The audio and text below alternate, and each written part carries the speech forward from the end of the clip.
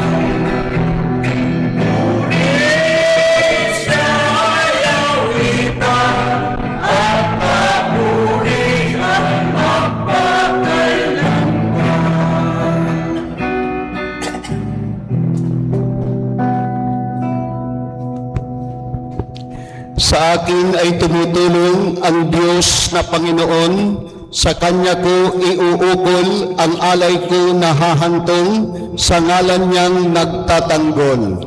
Bayan ng Diyos, ating simulan ngayon ang banal na pagdiriwang ng Santa Misa sa ika-16 na linggo sa pangkaraniwang panahon. Sa ngalan ng Ama at ng Anak at ng Espiritu Santo. Amen. Ang pagpapala ng ating Panginoong Hesukristo, ang pag-ibig ng Diyos Ama, at ang pakikipagkaisa ng Espiritu Santo naway sumainyong lahat. At sumayo rin. Magandang umaga po sa inyo. Magandang umaga po, Father. Sa pagtitipo natin ngayong umaga, bitbit ninyo ang mga panalangin nagpapasalamat, nagbibigay papuri sa iisang banal na Santatlo, ang Ama, ang Anak at ang Espiritu Santo na kinikilala nating Panginoong at Diyos. Kaya't naman, upang tayo ay higit pang pagpalain at pagkatiwalaan ng mga biyaya, nararapat din lang naman sa paghahanda ng may kababaang loob na aminin muna natin ang ating mga naging kahinaan ngayong linggo na ito at ihingi ng kapatawaran. Inaamin ko sa makapangyarihang Diyos at sa inyo mga kapatid na ba akong nagkasala sa isip, sa salita at sa gawa at sa aking pagkukulang.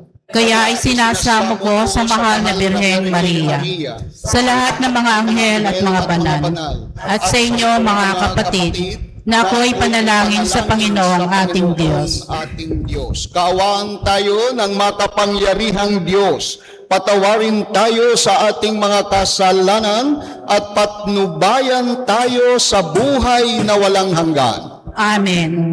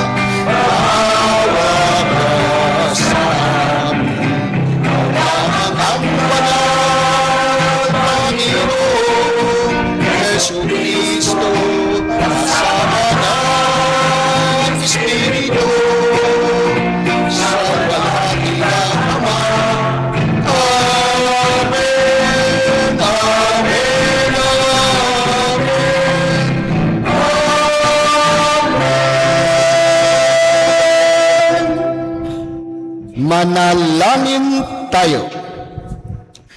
Ama naming makapangyarihan, kalugdan mo kami at pagbigyan ng magkamit ng kaloob mong karagdagan upang sa maalab naming pananaig, pag-asa at pag-ibig, kami mamalaging tumatalima sa iyong kautusan sa pamamagitan ni Hesu Kristo, kasama ng Espiritu Santo, magpa sa walang hanggan. Amen.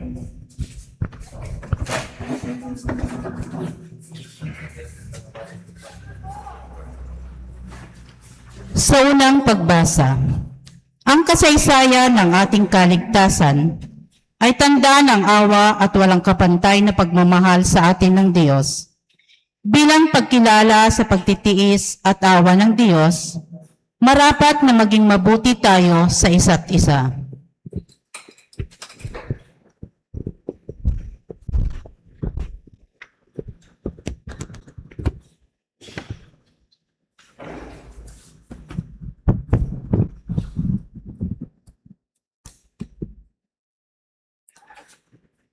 Pagbasa mula sa aklat ng karunungan.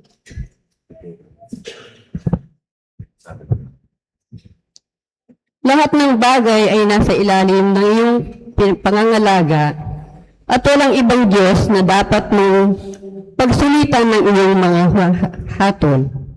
Sa iyong lakas nagmumula ang iyong katarungan at maaari kang magpakita ng habag kanino man, sapagkat ikaw ang Panginoon ng lahat. Ipinamamalas mo ang iyong lakas sa nag-aalinlangan sa iyong ganap. Ganap na kapangyarihan at pinarurusahan mo ang sinumang nakatatalastas nito. Ngunit nangangangas na di ka pansinin. Walang hanggan ang kapangyarihan mo, ngunit mahabagin ka kung humatol. Maaari mo kaming parusahan kailanman ibigin mo. Ngunit sa halip, ay pinamamahalaan mo kami ng buong hinahon at pagtitimpi. Sa pamamagitan ng ginawa mong iyan, ay itinuro mo sa mga taong nakatarungan na dapat din silang maging maawain. At binigyan mo naman ng pag-asa ang iyong bayan sa pagkakaloob sa kanila ng pagkakataong makapagsisi. Ang salita ng Diyos. Salamat sa Diyos. Poon ikaw ay mabuti sa lahat ng nagsisisi. Poon, ikaw ay mabuti sa lahat ng nagsisisi. Mapagpatawad ka at napakabuti sa dumadalangin at sa nagsisisi. Ang iyong pag-ibig ay mananatili. Pakinggan mo poon ang aking dalangin.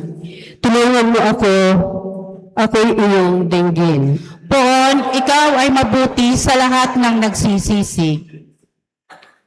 Ang lahat ng bansa na iyong nilalang, lalapit sa iyo, magbibigay galang. Sila'y magpupuri sa iyong kabutihan, pagkat ikaw lamang ang Diyos na dakila, na anumang gawin ay kahanga-hanga. Poon, ikaw ay mabuti sa lahat ng nagsisisi. Ngunit ikaw poon, tunay na mabuti, tapat at totoo, wagas ang pag-ibig. Lubhang mahabagit, banayad magalit, ibaling ka sa akin ang awa mo't habag. Iligtas mo ko at bigyan ng lakas. Poon, ikaw ay mabuti sa lahat ng nagsisisi. Sa ikalawang pagbasa. Sa kabila ng ating mga kahinaan, patuloy pa rin kumikilos ang kapangyarihan ng Diyos sa ating buhay sa pamamagitan ng Espiritu Santo na ating gabay.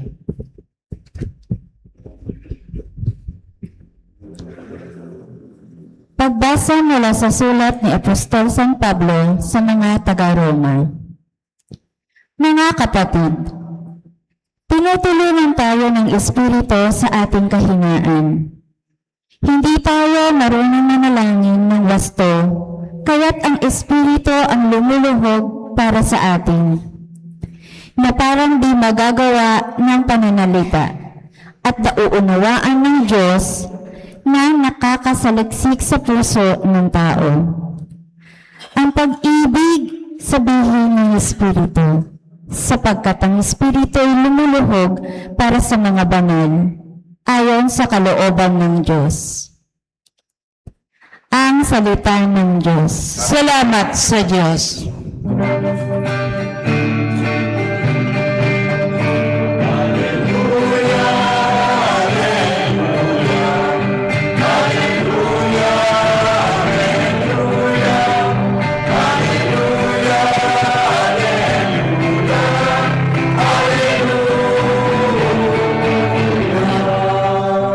Papuri sa Diyos Ama, pagkat ipinahayag niya, hari siya ng mga aba.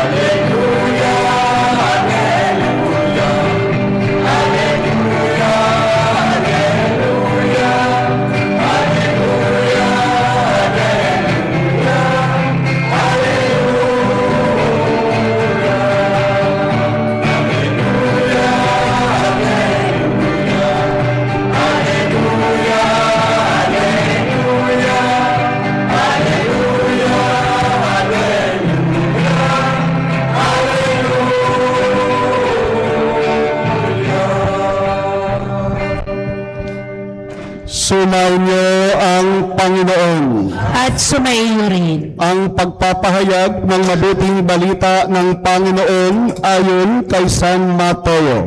Papuri sa iyo, Panginoon.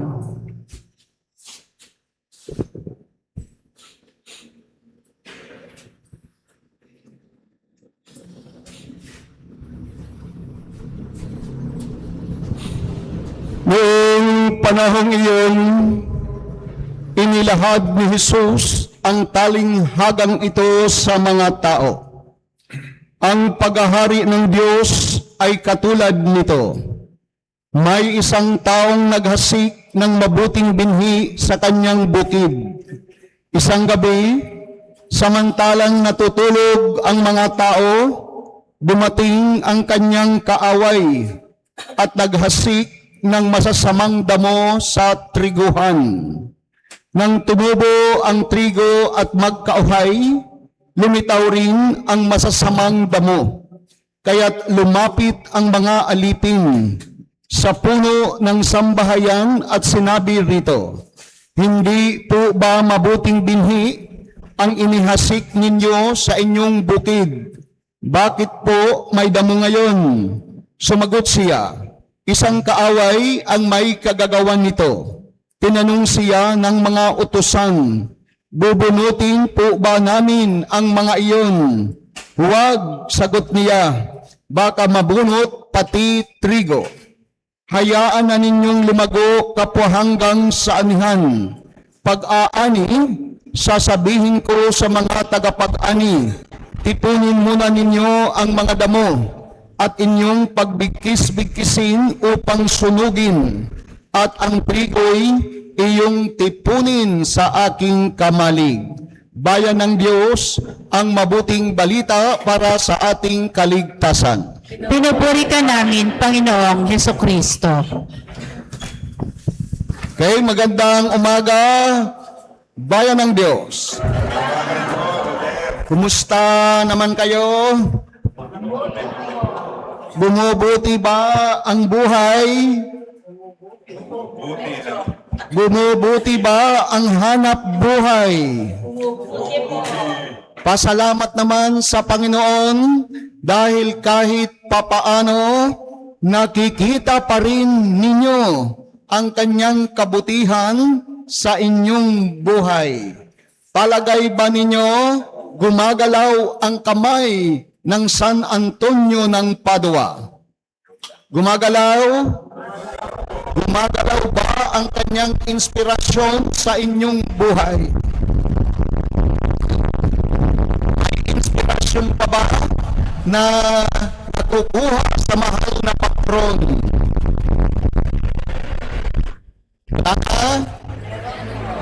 May inspirasyon pa ba na nahuhugot mula sa mahal na patron na nagdadala sa inyo sa pagnilay tungo sa pagsisisi ng mga bagay na nagawa na hindi kagandahan sa mata ng Diyos?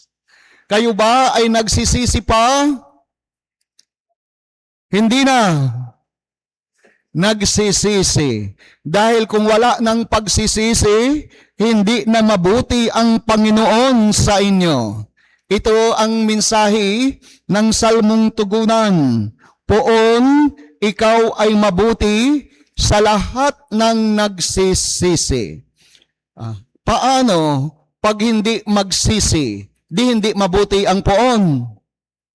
Di ba sinasabi na ang Panginoon ay mabuti sa lahat ng panahon, maging tag-init man o tag-ulan?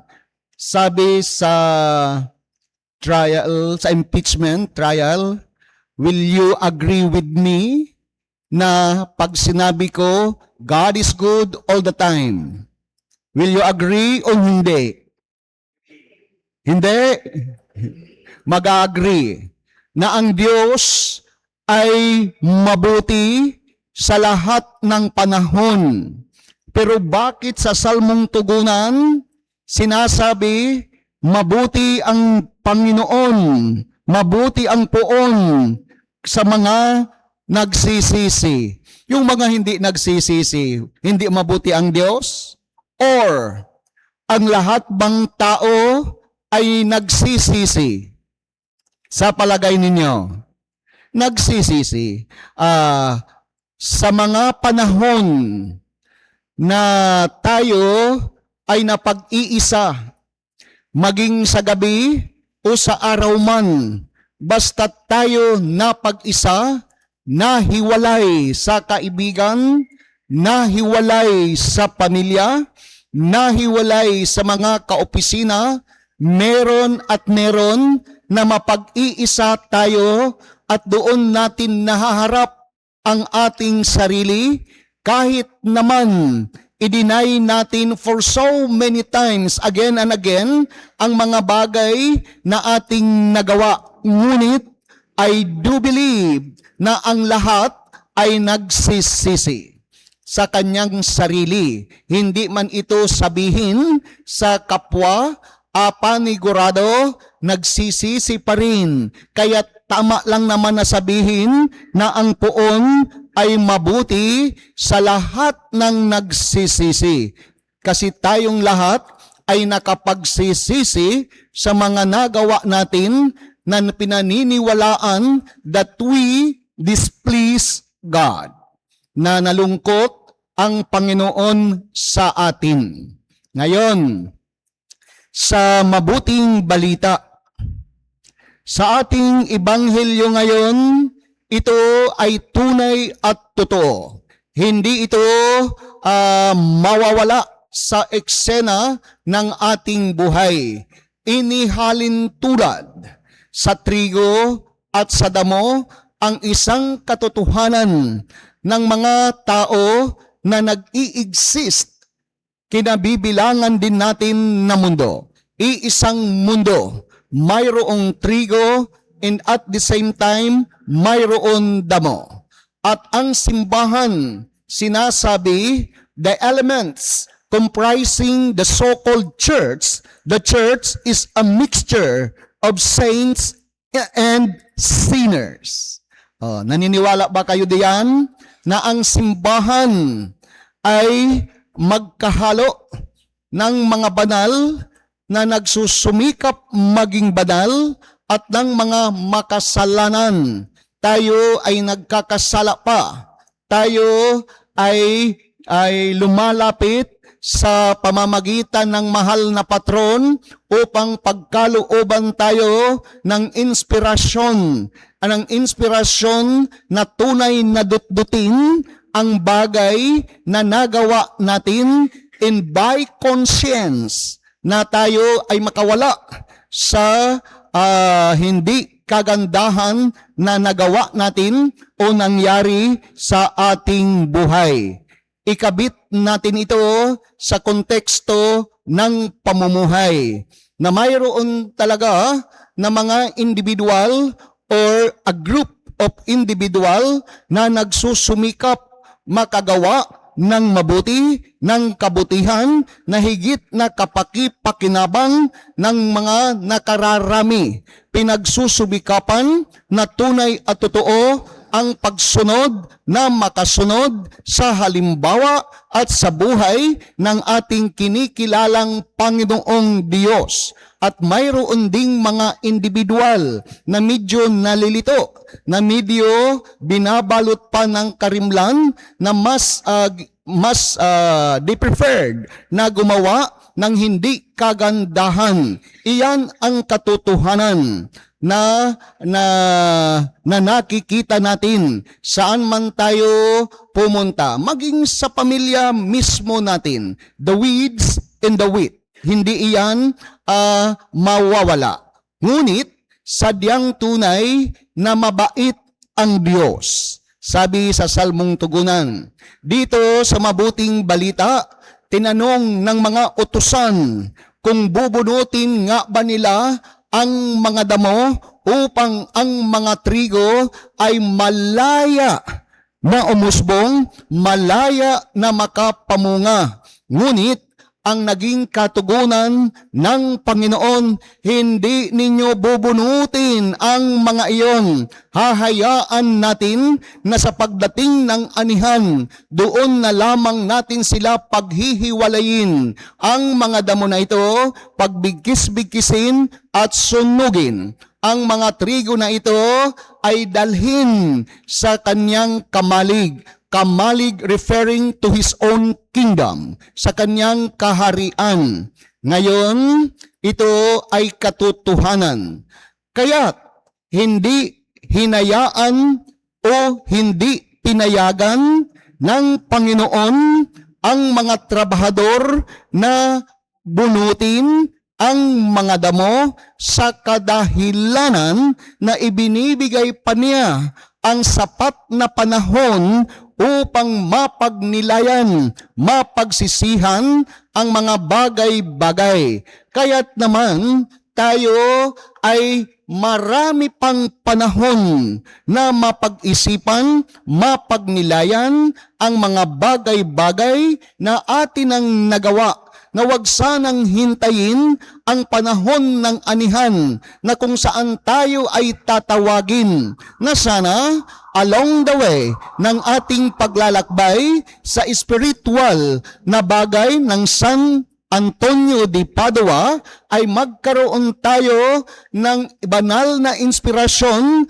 at tibay ng loob na pagsisihan ang mga bagay na nagawa natin na hindi angkop sa pagkakakilanlan bilang mga anak ng Diyos. Kayo at ako ay nagkakasala, lalo tigit pa sa social media sa panahon na mayroon tayo sa ngayon na kung saan isang touch lamang sa ating mga gadgets, nariyan ang mga bagay-bagay na kung saan tayo naman ay natutukso din, na kung saan tayo naman ay nawiwili sa kulay ng mundo. Kaya't ito ang mga bagay na dapat natin ma-realize na nagdadala sa atin na makagawa ng hindi kagandahan.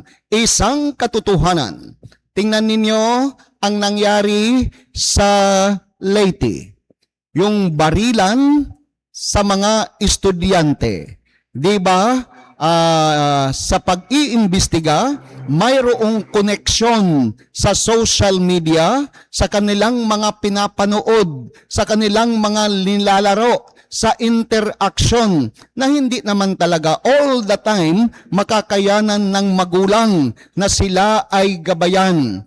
Dahil kung gano'n na lang ang gagawin ng magulang, paano naman ang hanap buhay? Paano ang pagkilos naman nila araw-araw? Kaya't dito tayo nagkakaroon ng pagkakasala. Hindi lamang ang pangyayari na iyon, the weeds in the wheat, so visible in the image of the impeachment trial. Mayroong group after the truth, only for the truth to comes out. Mayroon naman group or other individual, they know the truth. Alam nila ang katotohanan, but they are trying to hide the truth.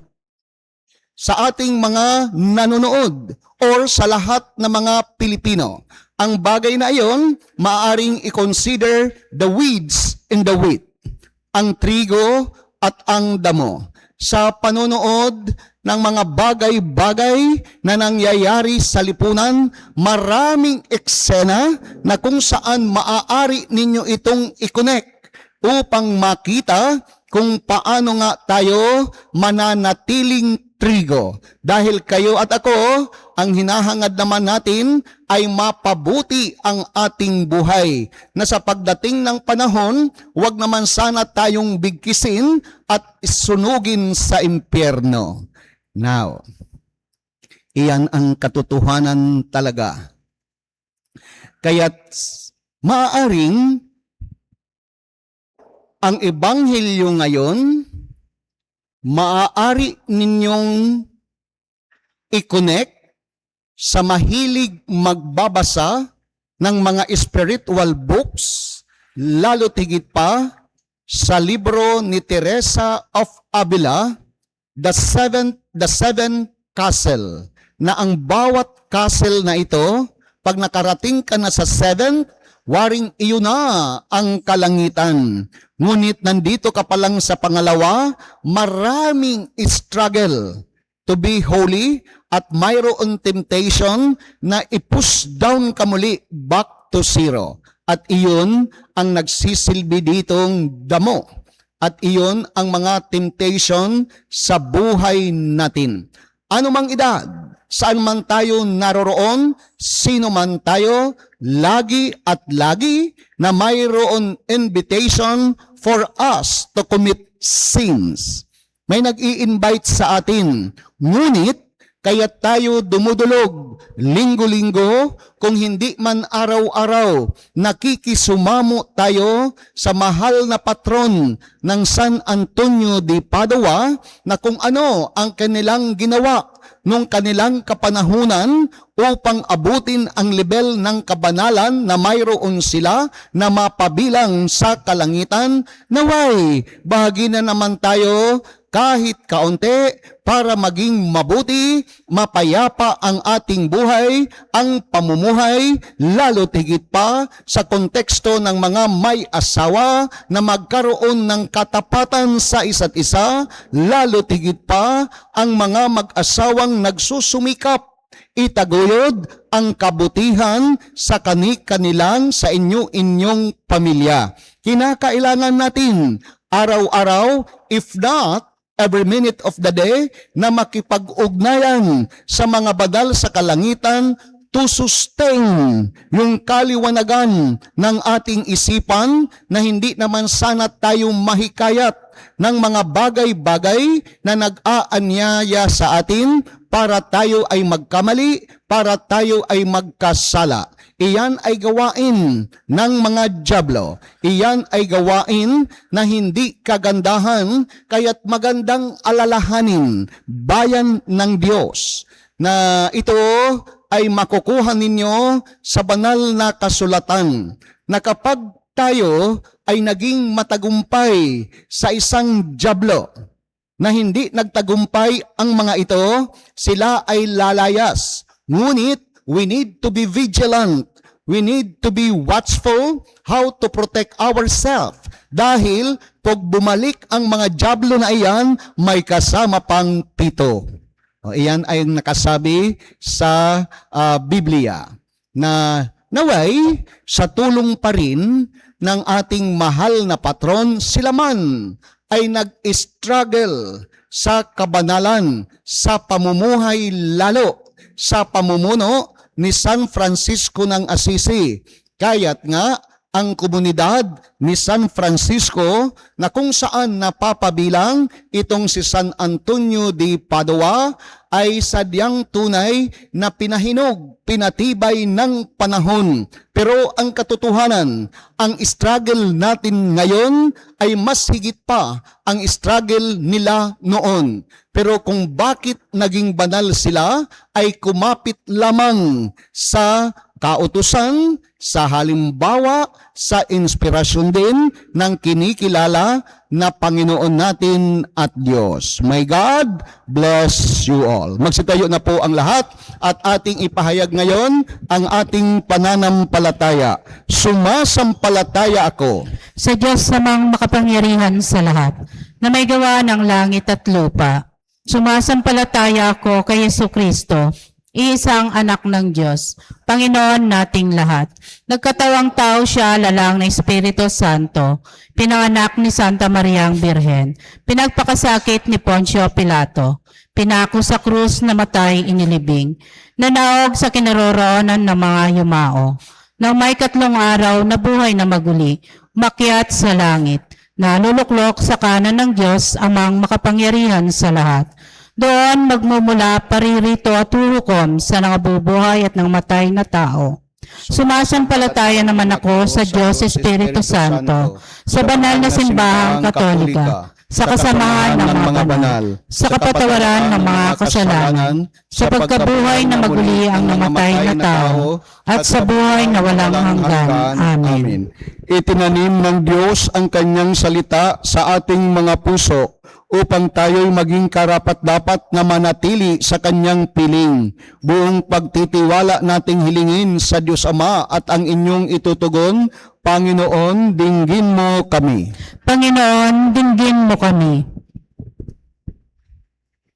Nawa ang simbahan, ang iyong bayang hinirang ay maging tagupunla ng iyong salita sa lahat ng tao at panahon. Manalangin tayo. Panginoon, dinggin mo kami.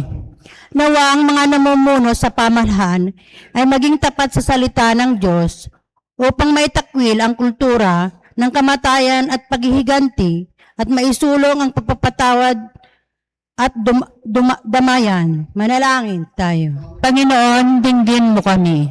Nawa ang bawat kasapi ng pamilya ay maglaan ng oras sa pagdarasal at pagbabahagi ng salita ng Diyos upang lalong maging matatag ang kanilang ugnayan. Manalangin tayo. Panginoon, dinggin mo kami.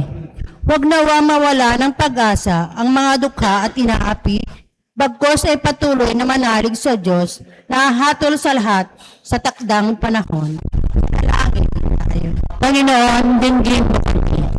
Sa ilang sandali ng katahimikan, itaas natin sa Diyos ang ating pansariling kahilingan, ngayon din ang ibang mga pangangailangan ng ating pamayanan. Manalangin tayo. Panginoon, dinggin mo kami. Panginoon, tulungan mo kami sa aming kahinaan at mga pagkukulang. Suko mo ang iyong Espiritu upang patatagin kami at bigyan lakas sa aming pakikipaglaban sa masama. Ikaw na bubuhay at nagahari ngayon at magpakailanman. Amen. Panginoon,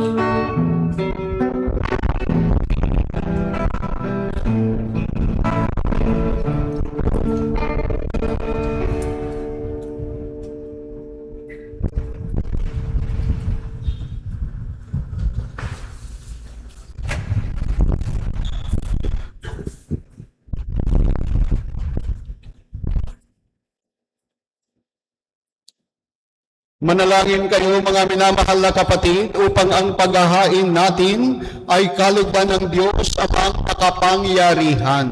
Tanggapin nawa ng Panginoon itong paghahain sa iyong mga kamay, sa kapurihan niya at karangalan, sa ating kapakinabangan at sa buong sambayanan niyang banal. Ama naming lumikha, lahat ng iyong mga paghahaing ipinag-utos noong araw ay iyong pinagtibay sa isang haing hantungan ng tanan. Tanggapin ang ginaganap ngayon ng iyong lingkod at basbasan mo ito ng kabanalang gaya ng iyong kaloob sa mga alay ni Abel na lubha mong ikinalugod upang ang mga handog ng bawat isang nagbigay para sambahin ang iyong ngalan ay magdamit ng karangalan mong kasiyahan sa pamamagitan ni Hesus Kristo kasama ng Espiritu Santo magpa sa walang hanggan. Amen. Sumainyo ang Panginoon. At sumayin, Itaas sa Diyos ang inyong puso at diwa. itinaas na namin sa Panginoon. Pasalamatan natin ang Panginoong ating Diyos. Marapat na siya ay pasalamatan. Ama naming makapangyarihan, tunay ngang marapat na ikaw ay aming pasalamatan. Kahit na ikaw ay pinagtaksilan ng sangkatauhan, ikaw ay patuloy pa rin sa iyong pagmamahal. Ikaw na ang nagpuno sa aming pagkukulang, ikaw pa rin ang nagsugo ng tutubos sa tanan. Ang sugo mong anak ay naging di na iba sa amin, bagamat di niya tinularan ang aming pagkamasuwayin. Niloob mo ito upang iyong mamalas sa aming pagkatao, ang giliw mong anak at kami ay tunghayan mong may pag-ibig na tulad ng pagtatami mo sa kanya ang higit sa lahat. Ang katapatan niya sa iyong walang maliw ay nagpanumbalik na muli sa amin ng iyong kasiyahan ng iyong pagtingin na aming ininaksi nung ikaw ay aming suwayin. Kaya kaisa ng mga anghel na nagsisiawit ng papuri sa iyo nang walang humpay sa kalangitan, kami nagbubunyi sa iyong kadakilaan.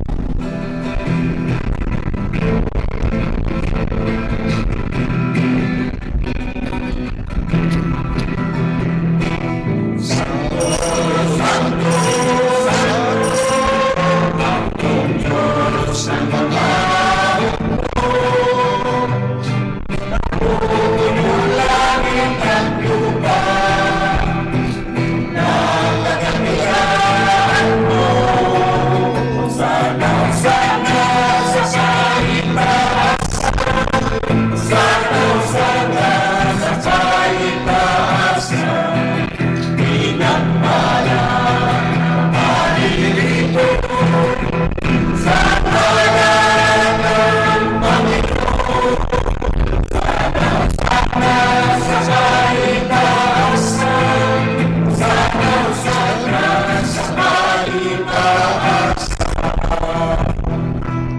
Ama naming banal, ikaw ang bukal ng tanang kabanalan, kaya't sa pamamagitan ng iyong Espiritu, gawin mong kaloob ang mga ito upang para sa amin paging katawan at dugo ng aming Panginoong Jesucristo. Bago niya pinagtiis ang kusang loob na maging handog, hinawakan niya ang tinapay, pinasalamatan kaniya, pinaghati-hati niya iyon, iniabot sa kanyang mga alagad at sinabi, "Tanggapin ninyong lahat ito at kanin, ito ang aking katawan na ihahandog para sa inyo."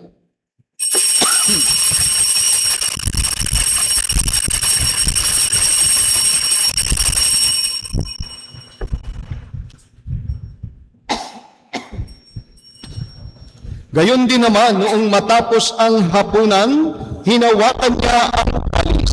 Muli kanyang pinasalamatan. Iniabot niya ang kalis sa kanyang mga alagad at sinabi, "Tanggapin ninyong lahat ito at inumin. Ito ang kalis ng aking dugo, ng bago at walang hanggang tipan. Ang aking dugo na ibubuhos para sa inyo at para sa lahat. Sa ikapagpapatawad ng mga kasalanan, gawin ninyo ito bilang pag-alaala sa akin."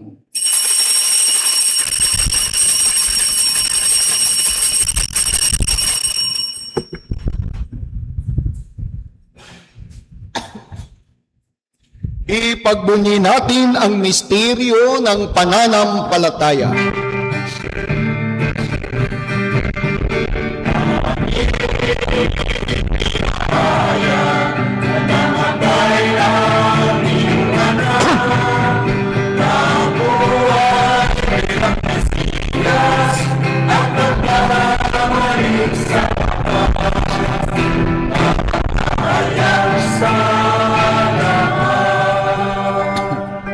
Ama, ginagawa namin ngayon ang pag-alala sa pagkamatay at muling pagkabuhay ng iyong anak. Kaya kinaalay namin sa iyo ang tinapay na nagbibigay buhay at ang kalis na nagkakaloob ng kaligtasan. Kami nagpapasalamat dahil kami iyong minarapat na tumayo sa harap mo para maglingkod sa iyo. Isinasamo namin kaming magsasalo-salo sa katawan at dugo ni Kristo ay mabuklod sa pagkakaisa sa pamamagitan ng Espiritu Santo. Ama, lingapin mo ang iyong simbahan laganap sa buong daigdig. Puspusin mo kami sa pag-ibig, kaisa ni Leo na aming Papa, ni Robert na aming Obispo at ng Tanang Kaparian. Alalahanin mo rin ang mga kapatid naming nahimlay nang may pag-asang sila'y muling mabubuhay. Gayon din ang lahat ng mga pumanaw.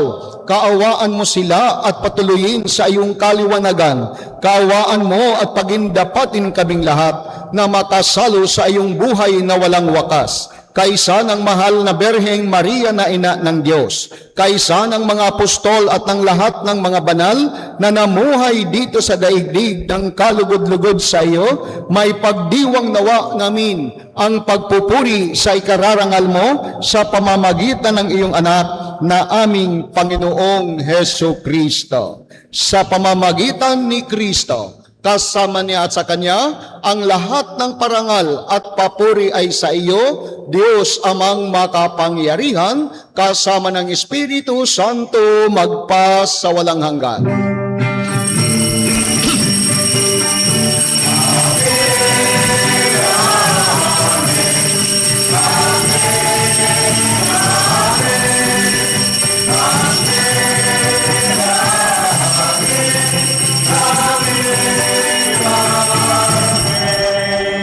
At sa tagubilin at nakagagaling na utos at turo ni Jesus na Panginoon natin at Diyos, ating ipahayag ngayon sa pag-awit.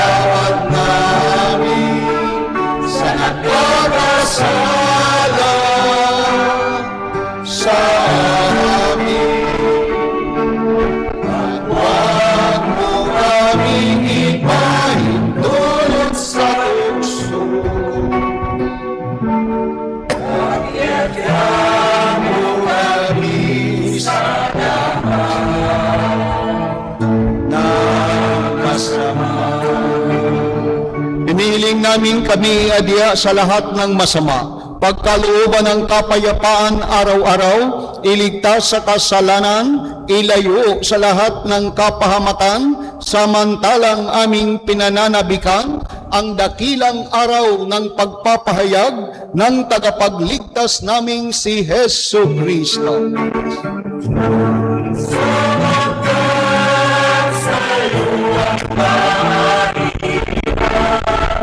Kapangyarihan at kapulihan, ngayon at magpakailanman, ngayon at magpakailanman. Panginoong Jesucristo, sinabi mo sa iyong mga apostol, kapayapaan ang iniiwan ko sa inyo, ang aking kapayapaan ang siyang ibinibigay ko sa inyo. Tungayan mo ang aming pananampalataya at huwag ang aming mga pagkakasala. Pagkalooban mo kami ng kapayapaan at pagkakaisa, ayon sa iyong kalooban, kasama ng Espiritu Santo, magpasawalang hanggan. Amen. Ang kapayapaan ng Panginoon ay laging sumainyo. At sumayo rin. Bigayan po tayo ngayon ng tanda ng kapayapaan sa isa't isa. Peace be with you all.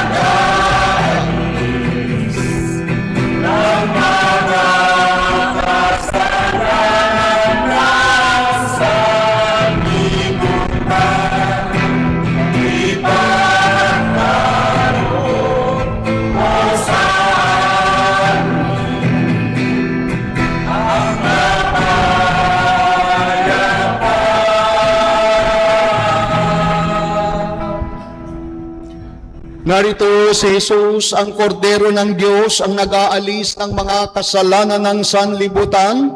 Mapapalad ang mga inaanyayahan sa kanyang banal na piging. Panginoon, hindi ako karapat-dapat na magpatuloy sa iyo. Ngunit sa isang salita mo lamang ay gagaling na ako. Ipagsanggalang nawa tayo ng katawan at dugo ni Kristo para sa buhay na walang hanggan. Amen. The Holy Communion.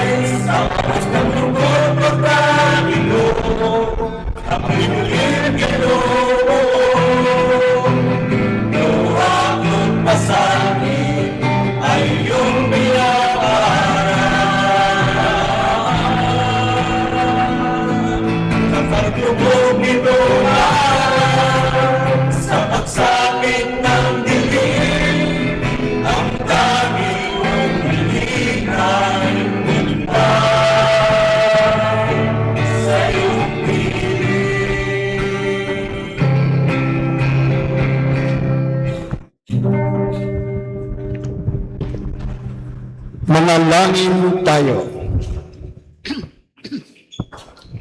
Ama naming mapagmahal, manatili kang kapiling ng iyong sambayanan na ngayon pinapakinabang mo sa iyong sariling buhay at gawin mong kami pasulong na makahakbang mula sa dati naming pagkamakasalanan patungo sa pagbabagong nagdudulot ng iyong kabutihan sa pamamagitan ni Hesu Kristo kasama ng Espiritu Santo magpas sa walang hanggan. Amen. Magsiyo po muna para sa mga ilang informasyon. Sa darating na Huwebes, July 23rd, isasagawa ang installation ng mga parish priests na sakop ng Immaculate Conception Victoria Vicariate. Ang Vicariato ng Immaculada Concepcion Victoria. Ang installation ay gaganapin sa Vicariate Seat at doon mismo sa Simbahan ng Victoria before the Bishop sa alas 9 ng umaga. Sana, kung wala rin lang naman po kayong gawain, naway makapunta kayo alas 9 sa Simbahan ng Victoria to witness the installation of the parish priests of the Vicariate. Pag sinabi pong Vicariate, ang sakop nito ang simbahan ng St. James the Great, Rizal. Simbahan ng Our Lady of Peace in Good Voyage sa bayan ng La Paz, simbahan ng Saint Anthony of Padua, the Divine Mercy, the Shrine of Our Lady of Ransom in Matatalaib, the Parish of Our Lady of Lourdes in Maliwalo, Our Lady of Mount Carmel in Tarihi. Sakop ang Radio Maria, simbahan ng Saint John the Baptist ng Palak-Palak, Victoria. Pag hindi ako magkamali, 9 kami na sana ay masdan ninyo ang pagtatalaga ng mga kura paroko. Kaya't ginawang perbicariate para mapadali ang pagtatalaga ng obispo. Ang oath-taking ng ating Parish Pastoral Council together with the Parish Finance Council, with the Barangay Pastoral Council, with the officers of the mandated organization. Gagawin po natin ito before the bishop also sa August 8. August 8, araw ng Sabado, alas 9 ng umaga.